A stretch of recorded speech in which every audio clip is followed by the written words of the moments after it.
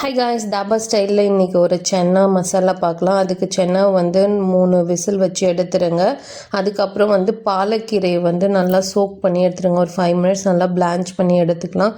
அதுக்கப்புறம் அதை மிக்ஸி ஜாருக்கு ட்ரான்ஸ்ஃபர் பண்ணி 2 பச்சை மிளகாய், தயிர் போட்டு அரைச்சி ஸ்மூத் பேஸ்ட்டாக எடுத்து வச்சுக்கலாம். இருக்கட்டும். அப்புறம் ஒரு பேன் வச்சுட்டு பட்டை, லவங்கம், ஏலக்காய், வெங்காயம் நல்லா வதக்கிக்கோங்க. அதுக்கப்புறம் தக்காளி போட்டுட்டு நல்லா சாஃப்ட் ஆனதுக்கப்புறம் மசாலா ஆட் பண்ணிக்கலாம். இப்போ கொஞ்சம் நல்லா சாஃப்ட் ஆயிடுச்சு. இப்போ சில்லி பவுடர், மஞ்சத்தூள், மல்லித்தூள் எல்லாத்தையும் மிக்ஸ் பண்ணி எடுத்துக்கலாம். இப்போ வேக வச்ச கொண்டக்கடலையும் ஆட் பண்ணிவிட்டு ஒரு மிக்ஸ் கொடுங்க. அதுக்கப்புறம் வந்து அரைச்ச பேஸ்ட் இதையும் ஆட் பண்ணிவிட்டு கொஞ்சம் தேவைக்கேற்ற மாதிரி தண்ணி ஊற்றிக்கலாம். ஸோ எல்லாமே நல்லா கொதித்து மசாலாலாம் நல்லா திக்காகி கிரேவி கன்சிஸ்டன்சிக்கு வரட்டும், பார்க்கலாம். இப்போ வந்து லைட்டாக லெமன், ஒரு புளிப்பு டேஸ்ட் இருந்தால் சூப்பராக இருக்கும். அதனால் வந்து லைட்டாக லெமன் ஸ்க்வீஸ் பண்ணிவிட்டு கொரியாண்டர்ஸ் தூவிட்டு இறக்கிடு.